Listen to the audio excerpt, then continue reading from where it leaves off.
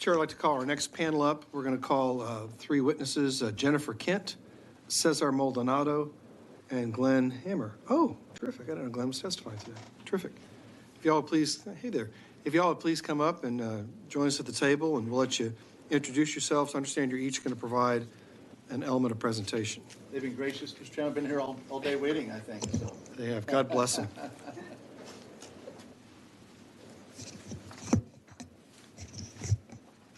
Good afternoon, Chairman Murphy and committee members. I'm Cesar Maldonado, the Chancellor of the Houston Community College System. Thank you for allowing me the opportunity to testify today on the impact of the investments that the state is providing through Senate Bill 1102 related to the Texas reskilling and upskilling through education. You've heard the program laid out on previous testimony, so I'm just going to skip to the challenges that Texas faces with employment upskilling. You've got a slide deck that's been presented to you that follows along with my comments. Statewide trends indicate that Texas continues to outpace the nation in job growth, with nearly 6% growth forecast for 2022. Fields such as construction, manufacturing, and oil and gas show marked increases in job growth. These occupations rely heavily on middle-skilled workers. A recent report identifies Texas having work skills deficit that are leaving jobs unfilled. During the 2017-2018 academic year, the number of awards from Texas higher education institutions fell short of market demand, with 55,000 middle-skilled jobs left unfilled. From July of 2021 to June of 2022, nearly 1.2 million jobs were posted by Texas employers for occupations requiring more than a high school education, but less than a four-year degree. Community colleges are the primary trainers of students seeking these job opportunities. Despite the critical need for middle-skilled workers, students enrolled in Texas workforce programs declined by over 113,000 between fall of 2010 and fall of 2021. Moreover, Texas high school graduates enrolled in higher education declined by 6% over the last decade. This evidence points to the critical need for investment in community college workforce programs. Conditions in the Houston area parallel those of the state. Houston's job growth remains positive, with payrolls recently surpassing February of 2020 levels. Job growth in the Houston region is expected to continue, with nearly half of that growth in the middle skill occupations. However, similar to the state, HCC's workforce programs saw an enrollment decline from fall 2010 to fall of 2021. This decline of 5,100 students was coupled with a decline of 7% in area high school graduates enrolling in higher education over that same period.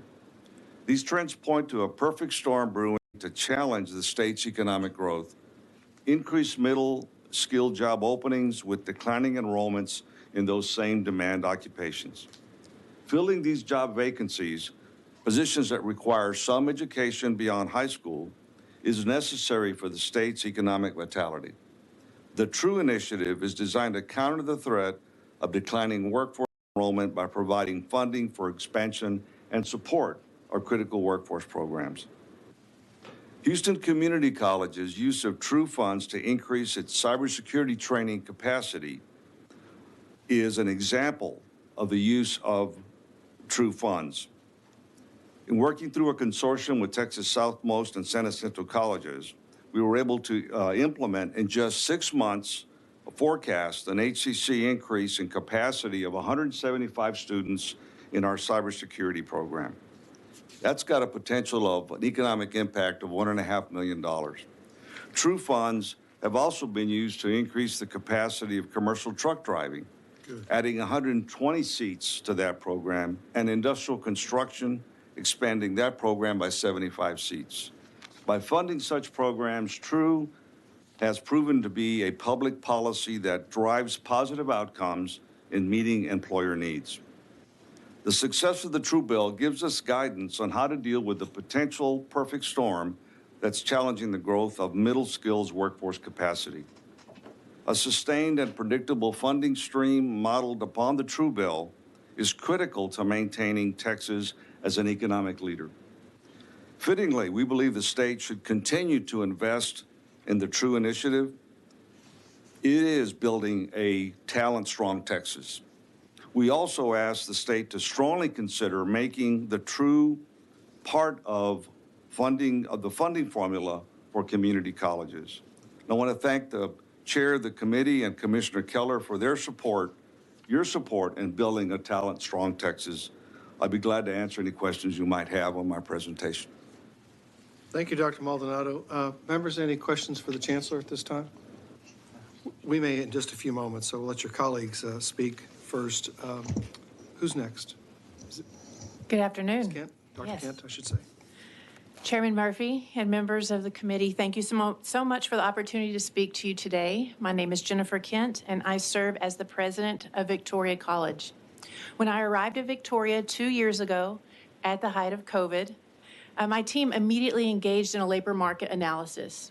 COVID was very tough on Victoria, as it was on many communities in our great state, and we knew that our community college was uniquely situated to be a provider of solutions. We learned that in a region where jobs were disappearing even before the pandemic began, a few industries were actually growing. And one that caught my immediate attention was transportation. The Crossroads, as we're called, centrally located between Houston, Austin, Corpus Christi, and San Antonio, is actually a hotspot for transportation, with approximately 1,700 truck driving jobs. And yet, Victoria College was not financially able to start our own CDL program. I learned that 323 employers were competing for the same limited drivers, many of whom are at or nearing retiring age. With the expansion of I-69 as well as port industries, we absolutely felt the urgency of our business partners who needed us to provide that solution. Across the state, we are expected to need an additional 49,000 truck drivers by 2026. That'll bring our needed number of drivers to 250,000. We definitely have our work cut out for us. Since the rollout of True funding, Victoria College has been awarded 2 grants, allowing us to create a CDL truck driving program that will address the growing shortage of drivers and the local supply chain disruption. Round 1 of True funding resulted in $115,000 for truck driving simulator, and round 2 brought $515,000 for the purchase of 4 trucks. We are currently in the final phase of contract execution, and we'll be using this upcoming semester that starts in less than 2 weeks to prepare for full implementation. With our initial startup, we anticipate being able to train 112 new drivers per year. I would also like to share that in the fall of 2020, Victoria College, like most community colleges, experienced a COVID dip in enrollment in our credit programs. But credit programs represents only one segment of what we do. An interesting thing occurred during that COVID year that has continued since. Enrollment in continuing education programs that lead to industry certifications grew and grew considerably. We did not have a declining enrollment, we had a shifting enrollment. But unfortunately, existing reporting mechanisms that inform on enrollment in higher education reflect students in the credit programs only.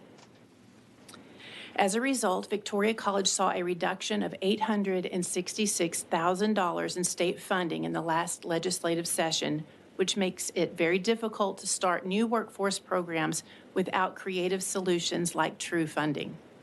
We appreciate Commissioner Keller for spearheading True. We definitely appreciate your support at the committee level and to all the legislators for ensuring True's success. I can definitely say that Victoria College is now better prepared to meet the transportation workforce needs of the Crossroads, and we look forward to the upcoming recommendations of the Commission on Community College Finance that is working diligently on finding a solution to the problem of continuing education not counting in the formula funding. Thank you so much, and I welcome any questions.